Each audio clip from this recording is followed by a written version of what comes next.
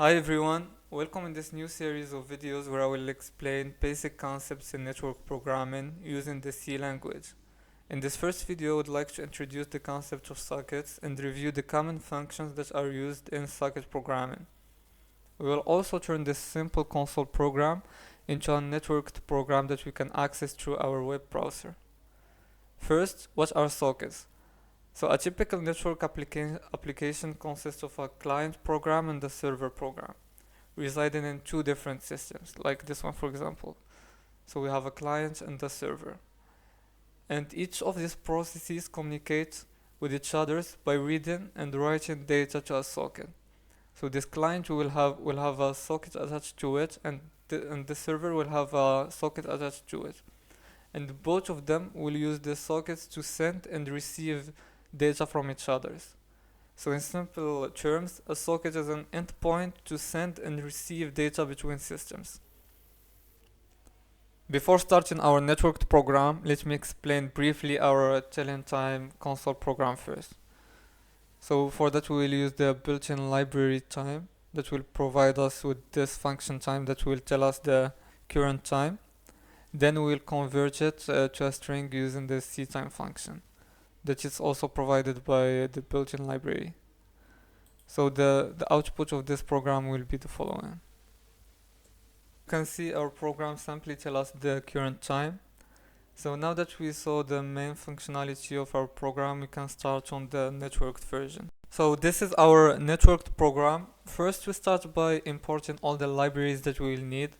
So we are working in Windows. For that we will use the WinSock library. It will provide us with all the functions that we need to create a socket, bind it to an address, send and receive data. First we will need to start by initializing our socket API. For that we will use the startup function. This function takes two arguments, the version that we want to initialize and also a variable that will hold details about the implementation of the library. So now that we initiated our WinSock API, we'll need to figure out the local address that our web server should bind to. For that we will use the getAddressInfo that's also provided by the WinSock library. We need to tell this function the type of sockets that we want to initiate or the type of sockets that we want to create. That we will need to pass to this function a parameter, in our case called hints, to which tells it what we are looking for. So we set for example the AI family to AF_init, which is specified that we are looking for an IP version 4. So for example we can change it to init 6 in case we want an IP version 6. For now we will leave it because we will work with an IP version 4. Second, we specify the AI socket type. So we will be working with the TCP protocol. For that we will need to set it to SOCKStream. We can, if we want to use UDP, we can set it to SOCK diagram. And the last parameter that we will specify is AI flags, which we will set to passive. So this is telling the getAddressInfo that we want it to bind to all the wildcard address. So we are asking getAddressInfo to set up this address, so we listen on any available network interface. So once this hints is set properly, we declare a pointer to a strict address info, which hold the return information from getAddressInfo. So we specify different arguments. The first one we will set it to null to get address informations suitable for a socket that will receive connections. So the second parameter is the port. In our case we want to run our socket in port 8080. The third parameter is hints about the socket we want to create, and the fourth parameter is a variable that will receive informations about the host. And on success this function will return 0. So now that we have figured out our local address infos, we can create our socket.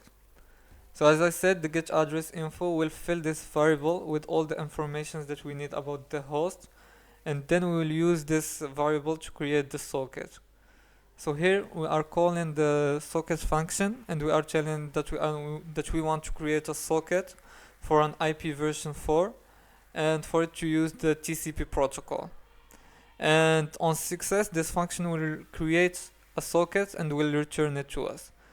So this socket will use it to listen on the port 8080 to common connections, accept those connections, and send and receive data from them. So after the socket has been created successfully, we can call bind to associate it with our address. So binding is simply associating a local address with a socket. So for that we will call the bind function. We will give it our socket, our address, and the length of our address. So bind is similar to other functions. It will return, similar to other functions, will return 0 in case of success. So after bounding our socket to our local address, we can use it to start listening. So we will call the listen function, give it our socket, and we specify a second parameter. In this case it's 10. So what this parameter is used for is how many connection it is allowed to queue up. So if many clients are connecting to our server all at once and we aren't dealing with them fast enough, then the operating system begins to queue up these incoming connections.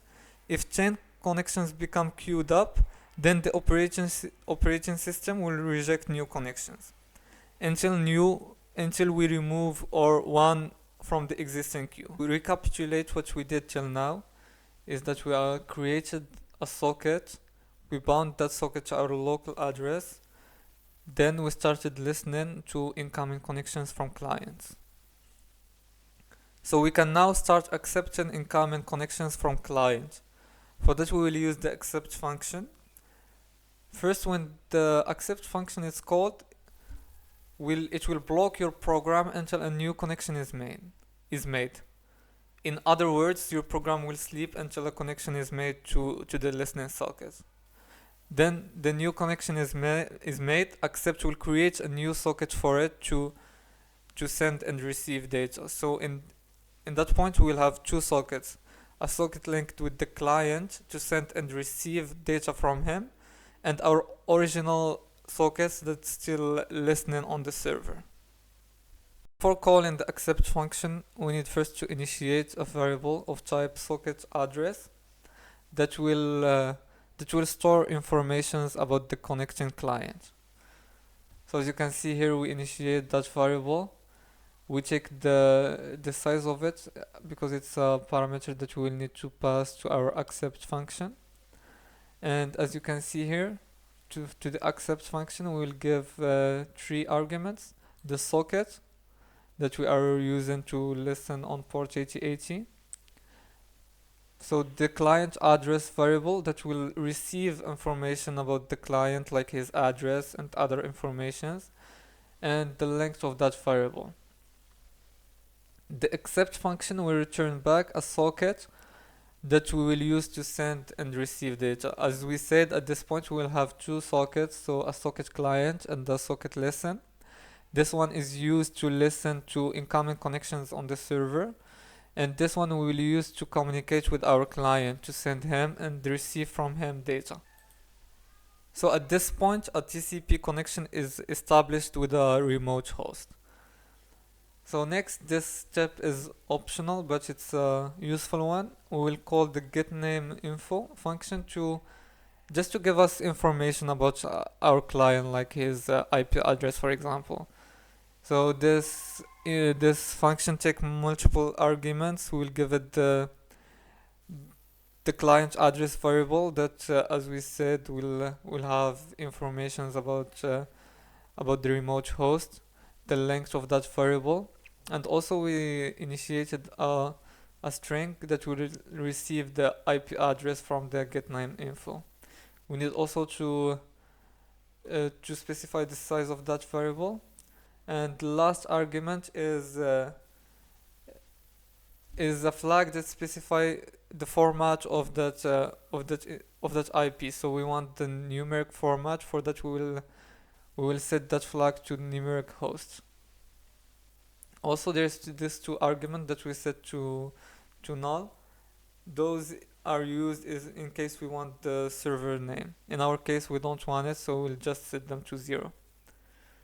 After that, we can just, as we said, the address buffer will receive the IP address, and we can just print it for log informations, or just, it's a good practice to log network connections somewhere. So as we are programming a web server, we expect the client to send us an HTTP request. So we read this request using the receive function. So before we'll initiate a string that will receive that request, and then we'll call that function. We'll give it the socket client, the request string, and we specify also the length of that request. So, and this is like we'll receive first an HTTP request to initiate connection, and usually they don't exceed 1024 bytes. This function also return the number of bytes received. Next, we'll print this request. We'll print first the number of bytes received, then the request. So as we cannot know beforehand the length of that request, in the print function, we will give it an additional argument, which is the number of characters in that string. As like the incoming HTTP request don't have a null pointer at the end, and all the string in C need to have a null pointer at the end, or it will like print an endless string or point some random data. So we need to specify the length of that request. After receiving the request, we can start sending our answer back.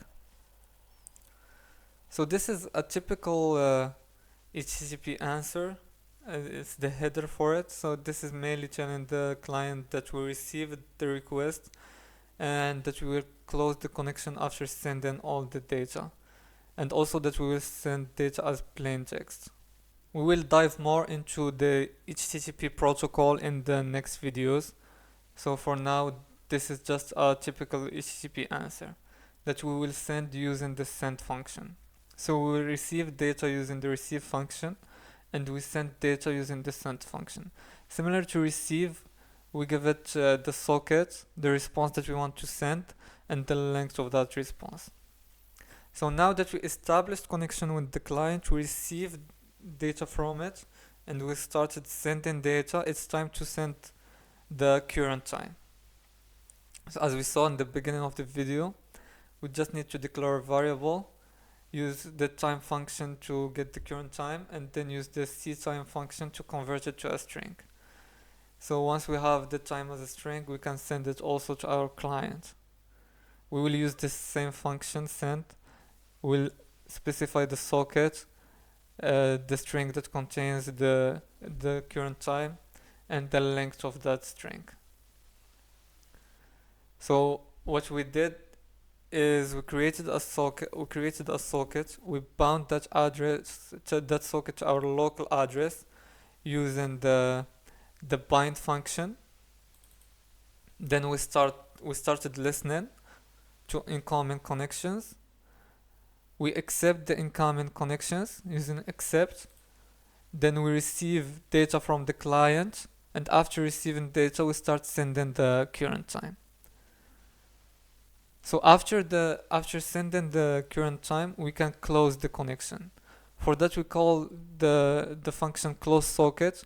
We will need to close the connection with the client, and also terminate the socket that is listening on our port 8080.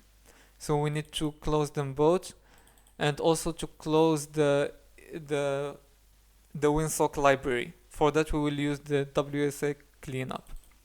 As you remember, the first of our script, we initiated that library using the startup function, and at the end, we will need to call the cleanup function to stop that library. So the last step is just compiling our code, executing it, and then trying to connect from our browser. Okay, so let's compile our code. For that, we will use GCC. So our code is named socket introduction.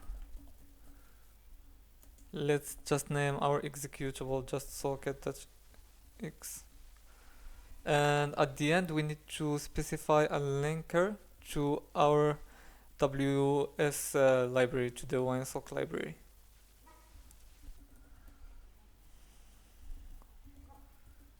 So let's compile our code, and now if we execute it, okay, so we initiate a socket, and this socket is waiting for connection, as you can see. We can now go to our browser, and let's try to connect to port 8080 on our localhost. And as you can see, our socket sent us the current time. Okay, so in the next video we'll try to go into more details into the HTTP applications, and also to discover more transport protocols like TCP and UDP using the C language. Thanks for watching, and see you in the next video.